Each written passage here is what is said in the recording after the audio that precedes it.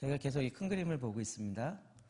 그러면서 지금 이 왼쪽에 있는 이 부분이요. 죄로 말미암아 땅이 더럽혀짐으로 땅의 어둠의 권세가 덮여집니다. 영적인 어둠이 오게 되어지고 영적인 권세가 덮여지면서 개인적인 차원의 어둠의 권세, 또 사회적 차원의 어둠의 권세, 지역, 국가적 차원의 어둠의 권세가 그 땅을 덮게 되어 있습니다. 이렇게 덮여있는 어둠의 권세의 실제적인 것이 뭔가라는 것을 지금 7번째로 생각해 보고 있는 것입니다.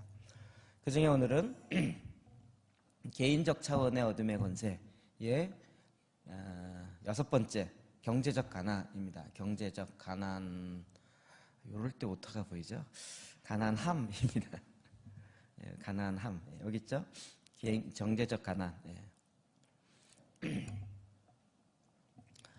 가난에 대해서 성경에서 뭐라고 얘기하는가? 우리는 이런 부분도 성경에 이렇게 조명을 받을 필요가 있습니다. 가난에 대해서 성경이 이야기하는 바. 나는 가난해, 우리 집은 가난해. 여러분 자꾸 이렇게 얘기해서 뭐 경제적으로 또 우리 아버지가 사업에 실패함으로 또 뭐 부도 맞아서 뭐 여러 가지 이유들이 있겠죠. 여러분 그러나 이 모든 것들이 다 성경과 같이 연결되어 있다는 것은 우리가 다시 한번 말씀 중심으로 봐야 되는 것입니다. 여러분 성경에서 얘기하는 가장 첫 번째 가난의 원인은 두 주인을 섬기기 때문이라고 얘기하고 있습니다. 마태복음 6장 24절입니다. 시작. 한 사람이 두 주인을 섬기지 못할 것이니 혹 이를 미워하고 저를 사랑하거나 혹 이를 중히 여기고 저를 경히 여기니라. 너희가 하나님과 재물을 더하여 섬기지 못하느니라. 아멘. 우리 하나님을 섬기는 건 영적이고 재물은 물질적인 거기 때문에 별 차원이 다르다라고 생각할지 모르지만 우리가 하나님과 돈을 겸하여 섬길 때 돈만 섬기는 경우도 또 혹 있긴 하지만 어느 정도 알면 난 돈을 우상으로 섬긴다라고 얘기는 안 하죠.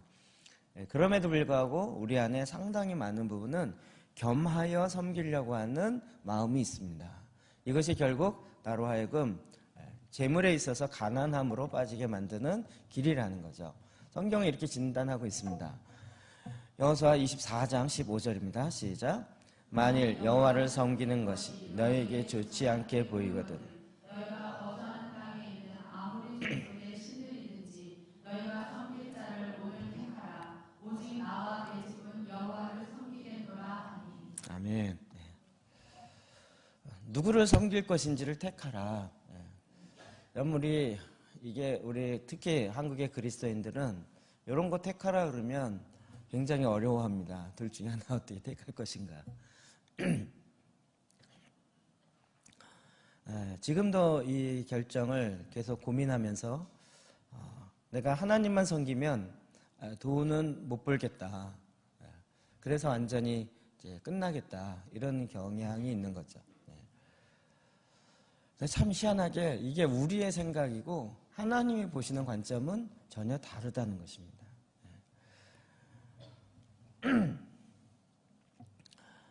결국 이스라엘 백성에게 요구되었던 것은 나에게 요구되어지는 것인데 오늘 내가 누구를 섬길 것인가 하는 부분을 우리가 택해야 하는 것입니다. 우리는 자꾸 하나님만 섬기지 아니하고 겸하여 하나님과 재물을 같이 섬기겠다라고 생각하는 어리석음이 있는 거죠. 디모데전서 6장 10절입니다. 시작.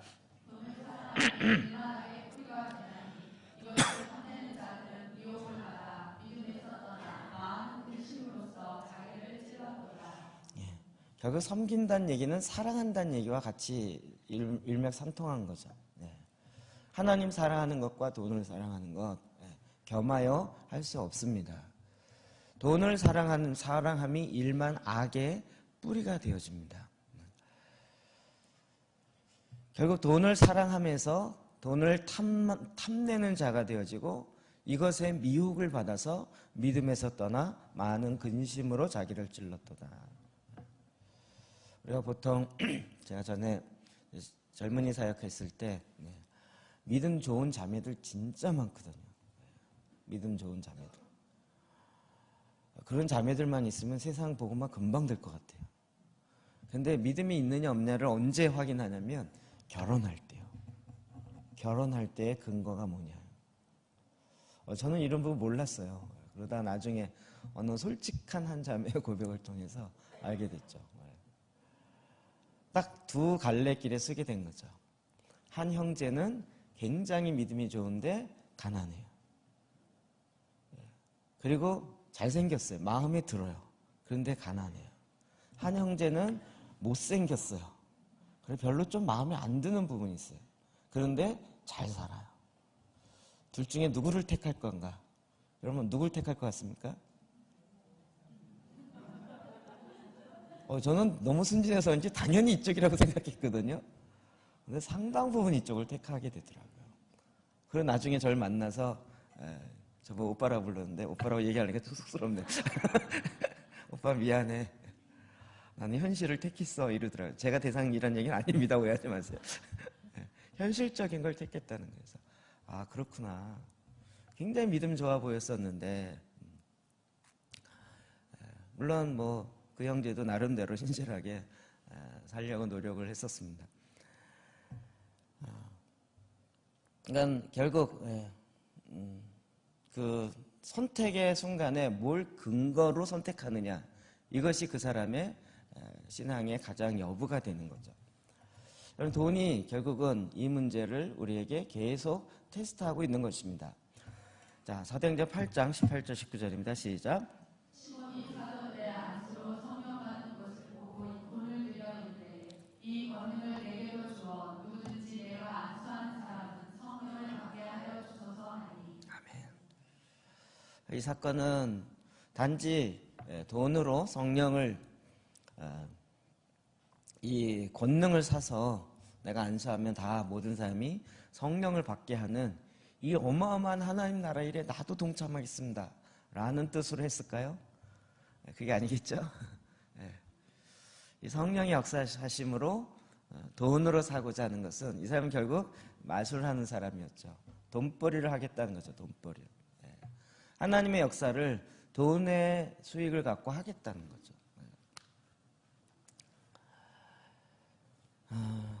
이게 참 안타까운 일이죠. 지금 우리 시대에 이게 통용된다라는 것 자체가 굉장히 슬픈 일이기도 합니다.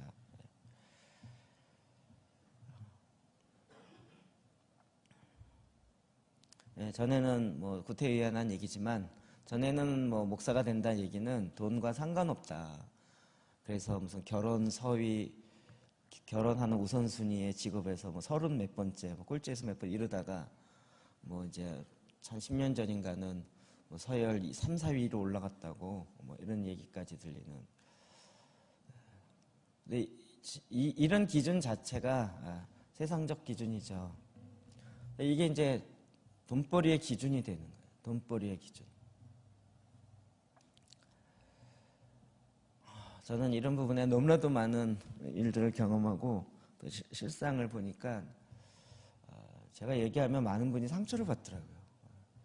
은혜가 되는 게 아니고 상처가 돼서 굳이 이렇게 밝히지 않는 게 좋을 것 같아요. 근데 이게 영적인 상황이 그렇게 되니까 교회 안에서도 그게 들어와 있는 거죠.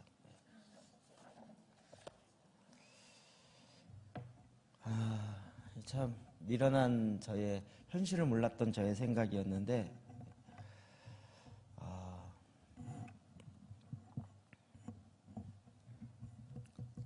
네, 좀 다 비판이 돼가지고 제가 조심스럽습니다. 하여튼 뭐 경제 영역에 하나님 나라를 이루어 보겠다 이런 마음 가지고 경제 영역에 봉사하시는 분들을 섬기고 만나고 이런 일들 같이 좀 해보려고 한 적이 있었어요. 그래서 있는 뭐 시로빈 선교회, 뭐 CBMC 뭐 그런 영역에 있는 정말 그분들이 그 순수한 마음으로 이렇게 하는 줄 알았었죠. 근데 나중에 보면 볼수록 실제로 들어가 볼수록 그렇지 않구나. 그리고 이런 부분이 이원론으로 딱 갈라져 있구나. 돈 버는 것과 실제 하나님을 섬기는 것과를 딱 구분시켜 놓고 이것이 구분되어지는 것으로 인하여서 고민하지도 않을 뿐더러 원래 그러는. 그래서 돈 버는 것과 교회 가서 교회 다니는 것과는 구분이 정확하게 딱 되어지는 이런 일들 너무나도 봅니다. 그리고 이제 교회 나가는 이유는 돈이 많이 벌려지기 위해서. 심지어는 그곳에 있는 네트워크, 뭐라 하나, 그 사람의 인맥을 교회 안에서 그걸 통해서 하려고 하는 거예요. 여러분, 교회 안에서는 돈을 주거나 받거나 이렇게 빌리거나 이런 거 하지 마십시오. 그건 다 성경에서 이야기하는 것으로 아닙니다.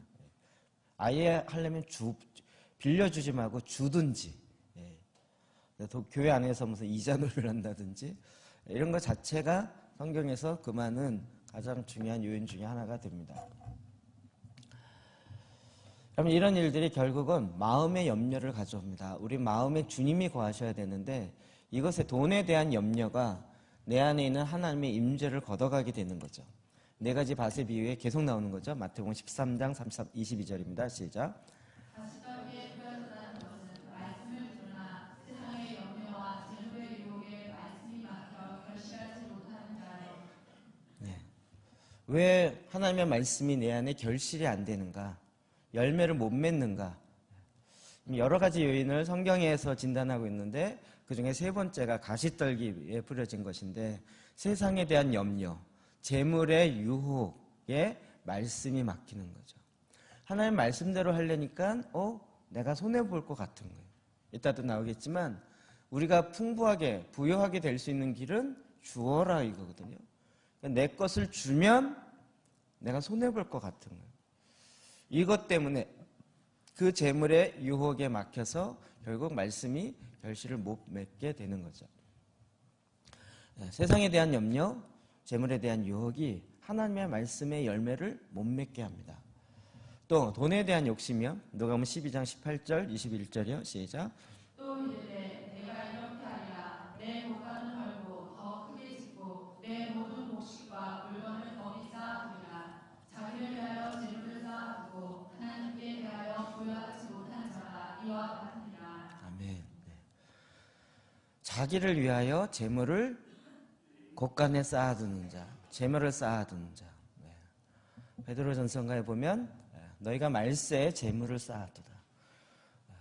세상 끝이 되어지면 자기 본인에 있어서도 마지막 죽음의 순간에도 그렇지만 세상 끝하고 똑같죠. 재물을 쌓아둔다는 것이 하나도 의미가 없죠. 왜요? 죽을 때 가져간 사람이 없고 세상 끝날 때도 돈의 문제로 해결되는 게 아니기 때문에. 그런데 그때 오히려 있는 돈 다 털어서 오히려 주님이 원하시는 일을 해도 족할까 말까 하는 상황인데 더 쌓아두는 거예요. 자기를 위하여 재물을 쌓아두지 말고 인간의 욕심은 끊임없이 쌓으려고 하는 거죠. 끊임없이 쌓아두려고.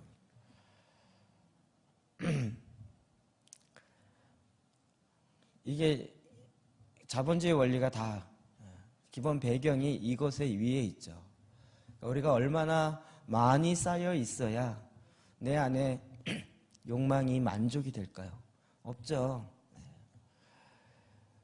하나님은 오히려 많이 쌓기보다는 많이 베풀라고 이야기하는 거죠. 자, 빚과 관련된 겁니다. 로마서 13장 8절이요. 시작.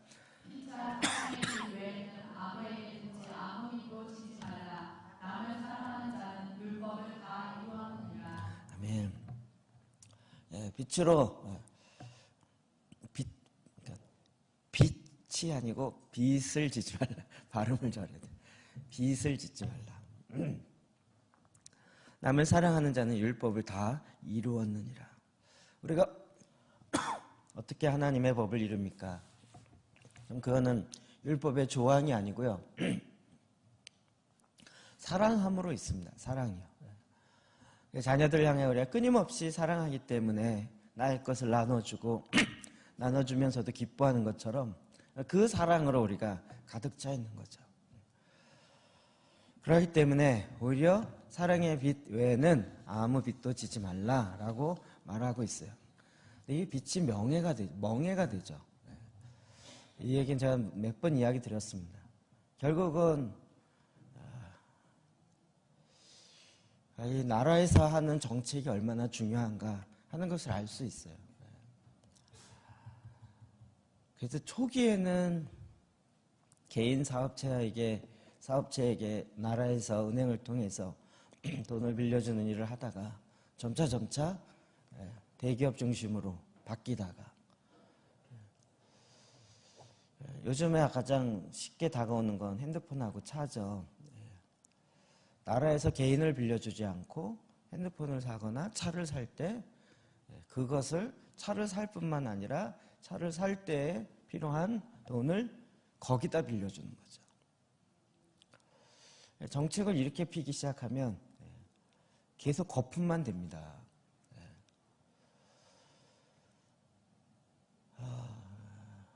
집도 그렇고요.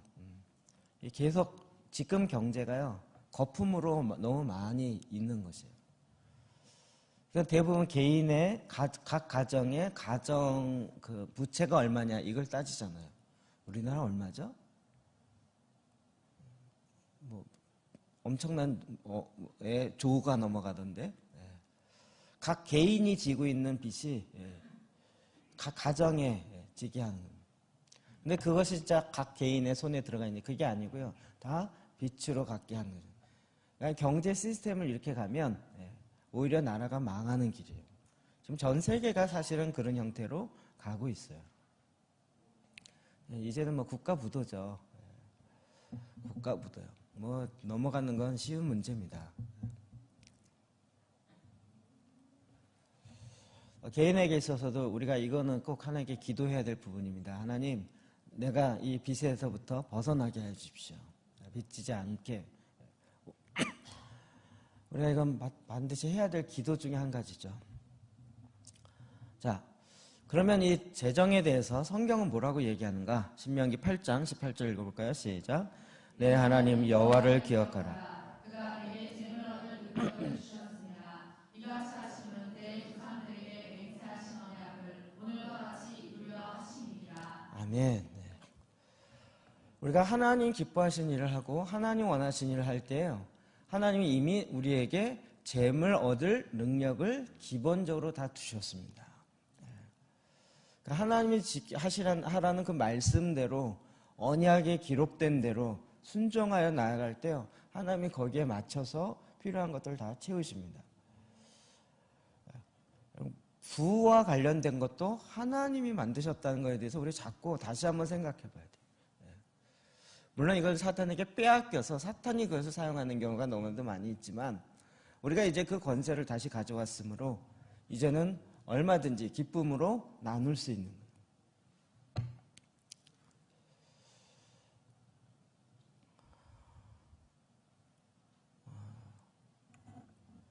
이게 상처인지 저는 개인적으로 상처는 아니라고 생각이 드는데 우리나라 사람 가운데 있는 뭐 다양한 문제인 것 같아요. 적당한 예인지 잘 모르겠지만 이 차와 관련돼서요. 제가 이제 캠퍼스 간사할 때 간사 수련회를 가거나 학생 수련회를 가면 봉고차가 필요한데 뭐 차 있는 사람이 없죠. 간사 중에 차 있는 사람이 없고 그러면 이제 정말 어렵게 해서 이제 교회 차를 빌리거나 근데 교회 차도 웬만해서 안 빌려주죠. 저는 이제 후배들이 목사 안수를 먼저 받는 애들이 있어서 그런데 연락해갖고 야 수련회 하는데 차 좀 빌려라 그래갖고 이제 개척교회 차를 빌려요. 그 봉고차를 빌리고 제가 타고 있던 티코를 주면서 내 차를 좀 빌려라 그래서 이제 그리고 이제 수련회를 하는 거죠. 그때 너무 차 빌리기 힘들었어요. 근데 우리 안에 그런 마음이 있더라고요. 차는 함부로 빌려주면 안 된다라는 거예요. 뭐 나름대로 이렇게 이런 것들이 있어요. 근데 제가 보기에는 그게 아닌 것 같아요. 저희가 희한하게도 저는 뭐 제가 그런 마음이 있어서 그런지 과거가 있어서 그런지 누가 수련을 한다거나 또 주님의 일과 관련돼서 차를 필요하다 그러면 뭐 교회차 빌려주는 거에 대해서 감사하게 생각해요. 저는 좀 사고 날 수도 있고 조금 뭐 그럴 수도 있지만 그래도 그냥 멍하니 여기다 일주를 세워놓느니 더 활용하는 것이 하나님 나라에 도움이 되는 거죠. 이익이 되느냐 안 되느냐 이게 아니고 하나님 나라에 활용이 되어지느냐죠.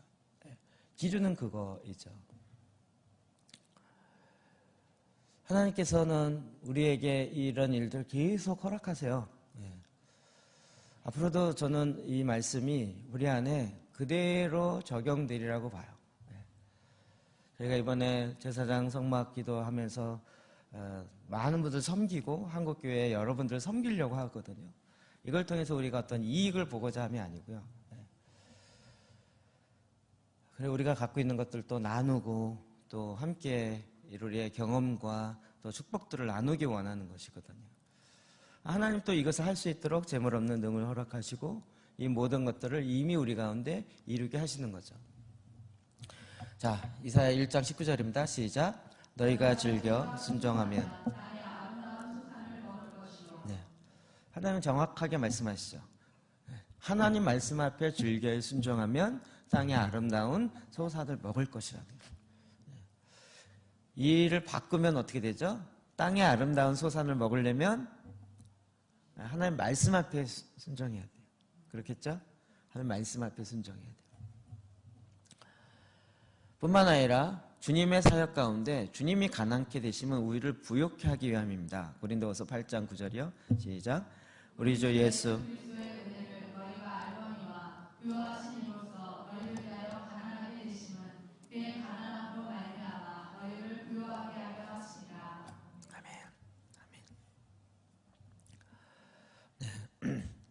지금 우리 한국교회는 굉장히 부한 상태입니다. 한국 자체가 그래도 부한 상태입니다.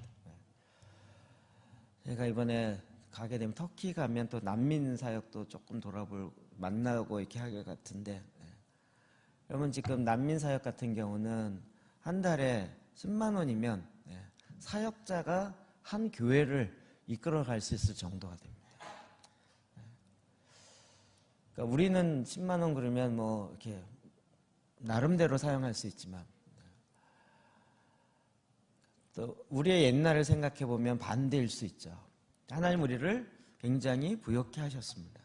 근데 부욕케 하셨을 때는 부욕케 하신 자로서의 또한 책임이 있는 거죠. 그래서 우리가 할 수 있는 한 하나님께서 부욕케 하시는 이 기쁨들을 충분하게 나누어야 하는 것이죠. 자, 누가복음 6장 38절입니다. 시작. 주라, 그리하면 너희에게 줄 것이니 곧 풀이 되어 울고 흔들어 넘치도록 하여 너희에게 안겨주리라. 아멘. 하나님 우리에게 이렇게 주도록 하셨습니다. 주라, 그리하면 너에게 줄 것이요. 자, 아데프 박사님의 보혈 기도를 이렇게 접하면서 하나님 우리에게 주신 축복이라고 생각이 들어요. 그리고 이제 얼마 전에 그 얘기를 하면서 그렇구나. 저는 생각지도 못했는데. 그래서 이제 한국에 아데프 신부님 사역하는 게 샤인 인터내셔널이잖아요. 한국에 이제 샤인 코리아를 세웠으면 좋겠다 이 얘기가 이제 계속 나오는데 또 가만히 생각해 보니까 그렇더라고요. 일본의 보혈기도 책 5,000권 찍었고 다 나갔거든요. 쫙 퍼지고 있고 또 계속 그 신고 목사는 저랑 연결되면 아데프 신부님 오시면 꼭 자기네도 좀 들렸다 가게 해달라고. 그럼 니네 직접 모시지? 직접 모실 상황은 안 돼요. 일본 교회가 아무리 거기가 한 600명, 700명 되는데도 외부 강사를 그렇게 자기네 스스로 초청할 교회 재정이 안 돼요. 그러니까 한국 올 때 곁다리로 일본 잠깐 들려서 하길 원하는. 중국어 보혈기도 우리 성교사님 찍어가지고 중국의 왕창 또 좀 뿌리고 있죠. 인도네시아 보혈기도 우리 지난번 왔던 우리 나이정 성교사님 또 해갖고 지금 하고 있죠. 또 러시아 보혈기도 지금 인쇄는 안 되고 있는 걸로 아는데 번역은 다 돼서 지금 인쇄하기 위해서 준비하고 있죠. 가만히 보니까 우리가 어느덧 보혈기도 수출 국가가 됐어요. 이 아시아계 이렇게 쭉쭉 퍼져가서. 그러면 거의 이제 영어파는 이미 미국에 있고, 영국하고 미국에 있고, 그다음에 프랑스판, 스페인어파는 있고, 아람어판 있고. 그러니까 지금 전 세계 웬만한 언어로 보혈기도 책이 거의 다 돼 있어요. 이 추세면 곧 다 하겠죠. 태국어판, 베트남판 다 하겠죠. 제가 조사해 보니까 한 판 내는데 우리나라식으로 이렇게 좀 이렇게 표지가 비닐로 이렇게 씌워서 이렇게 봐도 찢어지지 않게 오래 가게 하려면 조금 경비가 들고요. 그렇지 않고 그냥 두꺼운 종이로 하면 한 판 찍는데 2,000권 찍어도 한 150만 원 그 정도 미만이겠더라고요. 제 마음속에 이 정도면 전 세계 보혈기도판 우리가 전 세계 너무 크다. 아시아만 합시다. 아시아 거 우리가 다 합시다. 이 생각이 확 들 정도로 충분하지 않을까요? 근데 그게 일본어판도 이렇게 얘기하다 보니까 일본에서 찍는 것보다 한국에서 찍는 게 더 저렴해요. 찍어서 갖다 주는 게 훨씬 나은 거예요. 중국은 중국에서 찍는 게 훨씬 나은데 중국은 이런 책을 찍으면 사상범으로 걸려갖고 중범죄에 해당되더라고요. 이게 나라의 허락을 받고 찍어야 되는데 허락을 해주겠어요? 중국이라는 나라가 그 정권이 공산당 정권입니다. 이게 자꾸 좋게 보려는 경향이 있는데 쉽게 허락하겠냐고요. 특히 이제 종교 박해를 더 시작하고 있는데. 하나님이 또 이게 한국 안에 이런 일들 계속 일으키는 거죠. 주라. 제 마음속에 그런 생각이 확 드는 거예요. 이제 우리가 적어도 어떤 사람이 좀 특별한 날에 특별한 의미를 좀 갖고 싶을 때, 나 어느 나라 보혈기도 내가 찍겠습니다. 이러면 한 나라씩 드릴게요. 그 나라에서 쭉쭉쭉 해서 번역하고 또 나눠주면, 그러면 굉장히 또 새로운 은혜가 될 것 같아요. 이런 것도 우리가 얘기할 수 있고 상상할 수 있는 거죠. 상상하면 또 실제로 되는 게 많고요. 별로 어렵지 않죠. 하나님이 계속 우리 안에 이제 우리가 더 이상 졸부가 된 것이 아니고 얼마든지 하나님이 일하실 것을 바라보며 기쁨으로 주는 자가 되는 거예요. 이걸 주는 자가 어차피 내 거가 아니고 주님의 것이고 우리에게 관리하라고 했는데 관리하라고 한 목적이 뭐죠? 다른 사람에게 계속 나눠주는 통로 역할을 잘하라. 그러니까 우리가 그 역할을 잘하면 잘할수록 하나님 우리에게 더 또 채우시는 거죠. 어느 정도 채워요? 곧 후히 주시되, 여기서만 끝나도 대단한데 후히 주시되 누르고 흔들어 넘치도록하여 우리에게 안겨주시겠다고요. 하나님이 보통 도장을 찍은 게 아니에요. 후히 주시는 정도가 아니라 그리고 또 꽉꽉 누르고 다시 이렇게 툭툭툭 흔들어서 빈 공간이 없도록 그렇게 하고도 또 넘치게 해서 그래서 우리에게 안겨주겠다는 거예요. 하나님은 아예 보증 도장을 찍으신 거죠.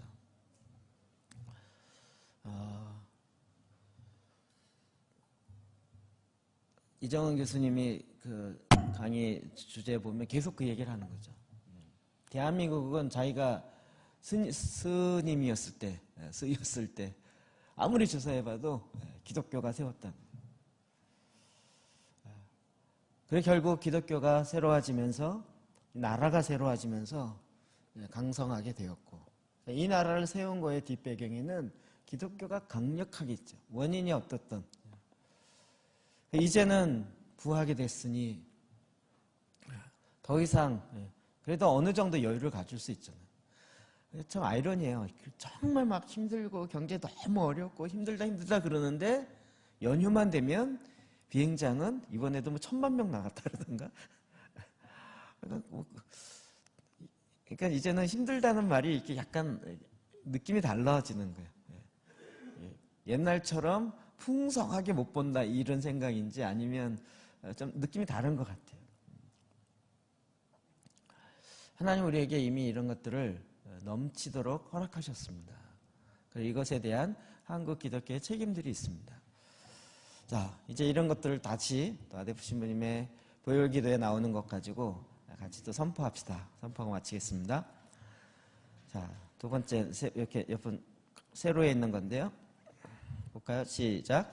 내가 장막과 소유물에 임한 예수님의 보혈을 믿며 내가 거하는 곳, 나의 소유물, 나의 교통수단과 내가 우호하는 일들, 내가 나누는 대화와 모든 관계들은 보호되고 안전하며 울타리가 쳐질 것입니다. 나의 장막은 안전하며 하나님께서 울타리를 쳐주십니다. 아멘, 아멘. 그렇죠. 하나님의 울타리를 쳐주셔야 안전합니다.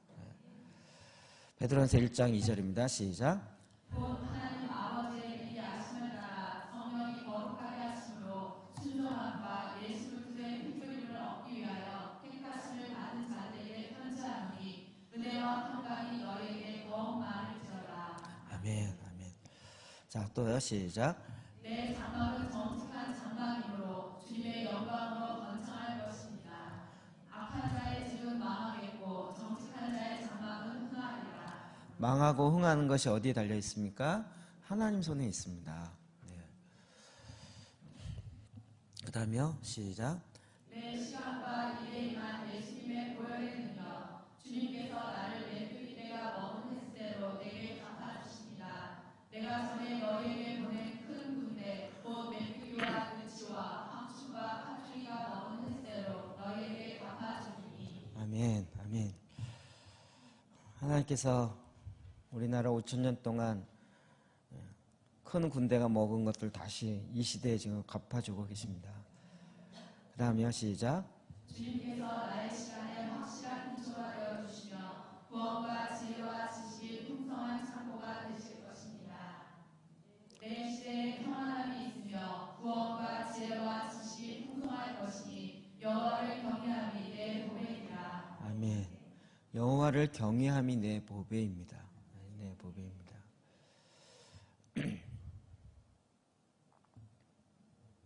그 다음에요. 시작.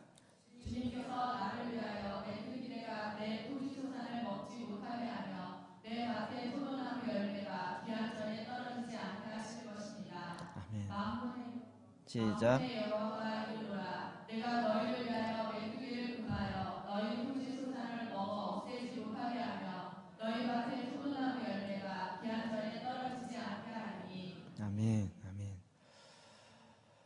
네. 계속 봅시다. 시작. 내 시간과 일에 임한 예수님의 보혈을 믿며 내 땅은 기쁨이 가득한 땅이고 뾰라라고 할 것입니다. 다시는 너를 버림받은 자가 부르지 아니하며 다시는 내 땅을 황무지라 부르지 아니하고 오직 너를 헬시바라 하며 내 땅을 뾰라라 하리니 이는 여호와께서 너를 기뻐하실 것이며 내 땅이 결혼한 것처럼 될 것이니라. 아멘. 아멘. 네. 하나님께서 이 땅을 기뻐하는 땅이 되게 하실 것입니다. 이미 되게 하셨고요. 네, 시간이 없어 넘어가겠습니다. 시작. 육신으로 사는 것이 내게 열매일진데 그리스도만이 내 몸에서 존귀함을 받으시고 내가 살든지 죽든지 내게 사는 것이 그리스도니 죽는 것도 유익합니다. 육신으로 사는 것이 내일의 열매입니다. 빨리 죽고 싶다 얘기하지 마세요. 열매 안 맺고 싶다 이 뜻 같습니다. 네, 이 땅에 육신으로 사는 것이 내 일의 열매입니다. 네, 그동안 열매를 맺게 되는 것이죠. 시작. 나의 간절한 기대와 소망을 따라 아무 일에든지 부끄러워하지 아니하고 지금도 전과 같이 온전히 감대하여 살든지 죽든지 내 몸에서 그리스도가 존귀하게 되게 하려 하나니 이는 내게 사는 것이 그리스도니 죽는 것도 유익함이라. 그러나 만일 육신으로 사는 이것이 내 일의 열매일진데 무엇을 택해야 하는지 나는 알지 못하노라. 아멘. 네. 어떻게 하든지 내 몸에서 그리스도가 존귀케 되어지는 것.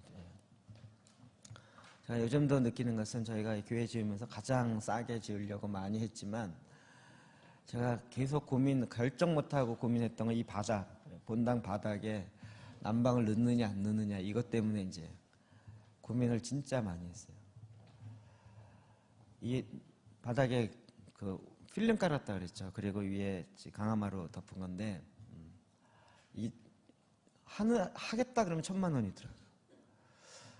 근데 사실 밑에 필름 안 깔아도 괜찮죠. 그냥 이렇게 돼도 이걸 깔면 탁 치우고 앉으면 좀 따뜻해지고, 그렇지 않으면 그냥 냉바닥이 되는 건데, 그래도 그냥 의자에 앉아서 예배하는데 별 문제가 없죠. 그런데 이제 저는 계속 치우고 뭔가 할 생각이 많았었기 때문에 계속 고민하다가 하기로 한 거죠. 지금 돌이켜보면 잘한 것 같아요. 그렇죠? 잘한 것 같아요.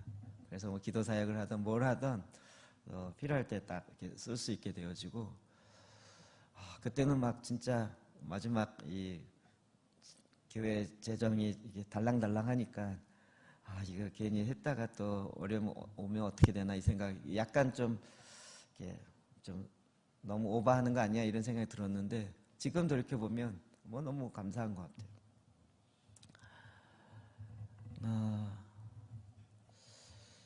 여러분이 어떨 때는 하나님 주신 마음이 있으면 물건 살 때 지름신이 임하는 게 아니고 하나님의 신이 임했을 때 질르세요. 하나님 원하시는 것 앞에 확 이렇게 하나님이 그걸 기뻐하십니다. 그리고 또 그런 감동이 왔을 때 그런 일을 이루세요. 지난주에 이곳에서 이제 우리 전사님 초청해서 집회를 했었는데, 의자도 이제 반만 치웠죠. 그리고 이제 사역을 하고 진행하면서 제가 잘 한 5분만 얘기 드리고 마칠게요. 일단 여러분이 많은 부분에 조금 정리해야 될 필요성이 있다라는 생각이 들었고요. 또 한 가지는 치유의 역사에 대해서 조금은 정리해야 되겠다 생각이 들었어요. 뭐냐면, 그래서 요새 이제 어떤 분은 기도하다 넘어지고, 어떤 분은 안 넘어지고, 안 넘어져서 이거 어떻게 해야 되나 그래가지고 다시 기도 받으신 분도 계시고.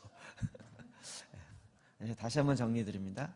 넘어지든지 안 넘어지든지 아무 상관이 없습니다. 이해되시나요?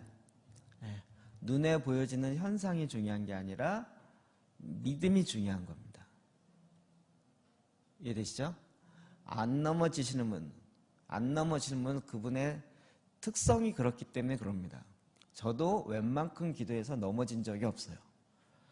세계적인 어떤 사람에서 기도 받아봤는데 저는 안 넘어지더라고요. 어떤 사람이 딱 이렇게 손을 내밀라 손을 내미는데 그 사람이 손을 이렇게 딱 잡더라고요.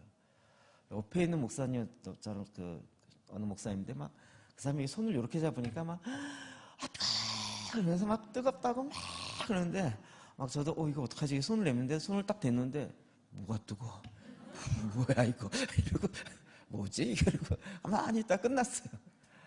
그리고 막 속으로 그때 모르니까 얘는 되게 성령이 임한 것 같고 나는 아무것도 아닌 것 같고 막 이렇게 느껴지더라고요. 돌이켜보건대 그런 현상이 있거나 없거나 차이가 없습니다. 이해되시죠? 자, 그러나 현상이 있을 때 만약에 그렇게 넘어지지 않고 그런 사람이라 할지라도 여러분 그런 사람은 주로 이제 지혜로 임하거나 아니면 어떤 의지가 임하거나 이런 경우가 많이 있다고 그랬습니다. 이제 넘어지는 경우에는 뭐냐면 우리의 하나님의 성령이 역사하는데 우리의 육이 그걸 방해하거든요. 방해해요. 그래서 넘어지면서 막 창피해 이 생각이 들어요. 그래 넘어지면서 있다 보면요. 대부분 입신해서 막 하늘나라 갔다 온다 이런 얘기를 많이 들었는데 그건 특별한 경우에 입신은 해당되는 거고 그렇지 않은 대부분의 경우는 주변에서 하는 얘기 다 들려요. 그리고 느낌도 와요. 사람 지나가면서 제 얼굴에다 자기 얼굴 갖다 대면서 이 사람 넘어져 있네 이러면서 말하는 것도 들리고요. 눈 뜨면 서로 눈 마주칠까 창피해서 눈 안 뜨고 그냥 누워있고요. 그대로 있어요. 뭐냐면 내 안에 육이 성령이 일하시는 것들을 방해하지 않도록 하나님이 육체의 힘을 빼시는 거예요. 그럴 때는 여러분 그걸 강제로 일으키거나 강제로 일어나려고 하지 마시고 그냥 성령이 일하시도록 그냥 있으시면 돼요. 성령님 일하세요. 근데 일하시면 뭐 몸에서 찌릿찌릿하거나 뭐가 천국을 왔다 갔다 하는 일이면 좋을 텐데 그렇지 않고요. 그냥 다 들리고 다 느껴지고 누워있으면서도 창피해, 이거 어떡하지, 막 이 생각이 들고 별게 다 있어요. 기본이에요. 원래 그런 거예요. 그래서 그럴 때 그냥 그대로 두셔야 돼요. 이해되시죠? 제가 지난주에는 그래서 그냥 청소 안 하고 그냥 그대로 하고 마칩시다라고 했는데, 이 청소에 은사 있으신 분이 청소를 시작해서 그런다는 청소 안 합니다. 미리 말씀드리는데 청소 안 해요. 우리 지난번에도 어떨 때 기도했을 때 우리 새벽 2시까지 누워 계신 분 계셨어요. 새벽 2시까지. 그래갖고 청소를 못하고 그 주변만 의자를 못 치우고 여기는 의자를 세팅하고 주변만. 전혀 상관이 없어요. 청소 한 주일 안 해도 괜찮으니까 그럴 때는 그냥 가만히 두셔야 돼요. 그리고 나서 그 다음날 여러분, 이게 믿음으로 말미암아 하나님의 성령이 역사한 거죠. 믿음은 천국의 공교와 같다 그랬어요. 하나님이 일하시는 모든 영역에는 믿음에 근거해서 하나님의 역사가 일어나는 거예요.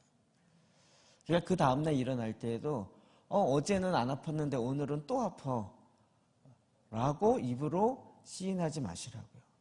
그때도 또 믿음을 발동하셔야 돼요. 오늘은 다시 더 도졌나 봐. 어제만 좀 괜찮았나 봐. 이게 믿음의 반대는요, 믿지 않음이 아니고 의심입니다. 우리의 마음이 그쪽으로 빼앗기면 믿음의 근거에서 성령의 역사가 일어나는 것인데, 그 믿음을 내가 포기해버리기 때문에 성령의 역사가 계속되지 않는 것이에요. 그러니까 주님 우리를 그걸 끊임없이 계속 믿고 가야 돼요. 그러니까 여러분이 그 믿음을 그때 그 전도사님에 의해서 하나님 일하셨구나, 여기서 끝나는 게 아니라 내가 믿음으로 계속 반응하는 거죠. 이해되시죠? 그 다음 날도 그 다다음 날도. 그러니까 여러분이 뭐 잠깐 터치가 됐던 오랜 시간 됐던 그건 별 상관이 없습니다. 그래서 여러분 그 이후에도 계속 하나님의 말씀을 믿는 믿음의 역사로 계속적인 하나님의 일하심이 내 안에 발동되어지는 거죠. 짧게만 정리드렸는데요. 지금도 그때 이후로 몇몇 분들 뭐 병이 치유됐다 이렇게 얘기 들었는데, 여러분 지금도 마찬가지입니다. 이제는 일주일 지났기 때문에 효력이 떨어졌을까요? 믿음이 떨어졌을까요? 그게 아니고 여전히 믿는 자에게 따르는 권세로 말미암아 그 일이 주어진 것입니다. 그래서 믿음으로 반응을 계속적으로 하십시오. 그래서 육신으로 사는 것이 내 일의 열매일진데, 우리 육신 가운데 있지만 내 안에서 믿음으로 계속 발동하는 거예요. 그러면 믿음의 열매가 맺혀지는 거예요. 그러니까 내가 살든지 죽든지 오직 그리스도를 위하여 죽고 그리스도를 위하여 살아요. 살아도 나를 위해서 사는 건 별 열매가 없습니다. 죽더라도 그리스도를 위하여 죽고 살더라도 주를 위하여 사는 것, 이것이 내 안에 유익이 되어집니다. 어느 상태이든지 나는 믿음으로 말미암아 살아가는 것입니다. 이 시간 같이 좀 기도하실까요? 여러분, 재정과 관련돼서 내 계획이나 내 생각, 내 판단 좀 내려놓읍시다. 내가 지금 경제적으로 어려운 거 뭐 때문에 그렇다? 아닙니다. 그건 나의 진단이고 나의 판단입니다. 하나님의 상황 판단이 필요합니다. 그리고 하나님의 진단과 하나님의 대안을 믿음으로 순종하는 것이 필요합니다. 따라가는 것이 필요합니다. 그래서 내 삶에 믿음으로 말미암은 내 육신의 열매가 맺혀져야 하는 것입니다. 주님은 반드시 우리에게 이것들을 약속하셨고, 주라 그리하면 정말 너희에게 더 많이 후히 주시고 흔들어서 넘치게 하실 것입니다. 하나님, 이 말씀 지금도 우리 가운데 유효합니다. 우리가 이 시간 하나님 앞에 믿음으로 반응하며 주 앞에 나가 기도합시다. 기도하시겠습니다.